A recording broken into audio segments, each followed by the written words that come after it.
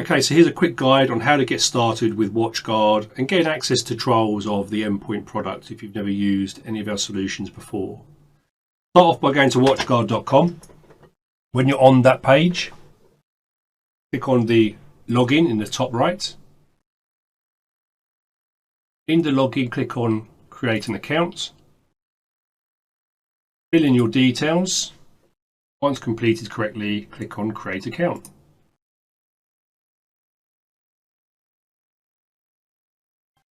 You'll then be prompted to activate and verify the account, so an email will be sent to the address that you supplied with the create account activation process.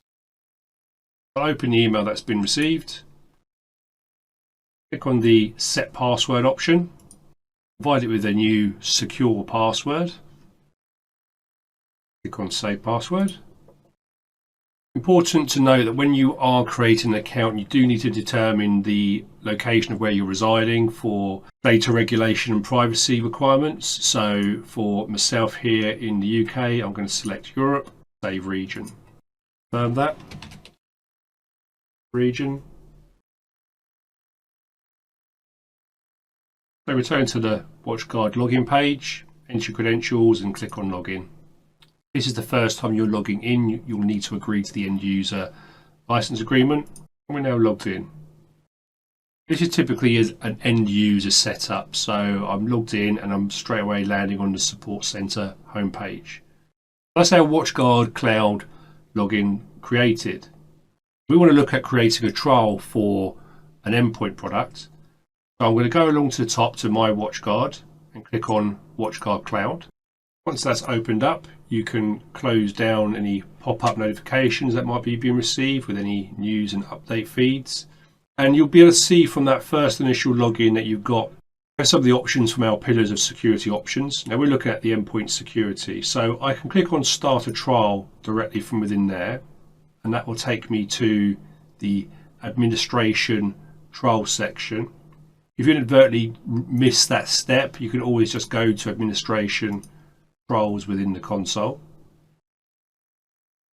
Then I could click on the toggle on the right hand side to start a trial. And when you start a trial, it will give you the option to select which WatchGuard endpoint security product that you want to trial. So we have WatchGuard Advanced EPDR, WatchGuard EPDR, EDR and EPP. I'm just going to go for the WatchGuard EPDR product, as that is typically the product of choice for most people. I can also select any additional feature modules that I want to enable a try for underneath here as well, but I won't switch those on for the moment. I'll just leave them all empty and I'll click on Add. Now you may need to give it a few seconds once the trial has been activated for the backend system to propagate that request. To verify it's been completed, go to Monitor Endpoints and accept the EULA. Now I've got full access to a trial of EPDR. I can now start deploying the protection by downloading the agent, pushing the installation out, configuring protection settings, and obviously monitoring the status of the protection as well. I won't go into details about the intricacies of configuring the endpoint product. Just one thing to note, obviously we didn't select any feature modules in that initial trial setup. I'll go back to administration trials. I can see that my WatchGuard EPDR trial is active, 30 days remaining. If I click on the three dots, you've got the option to upgrade the trial. Now you can upgrade the product in which you're looking at. I don't want to do that, I want to leave it as EPDR. I can also select in the feature modules just by putting a tick next to the module in question and click on upgrade. Those features will be instantly available to me.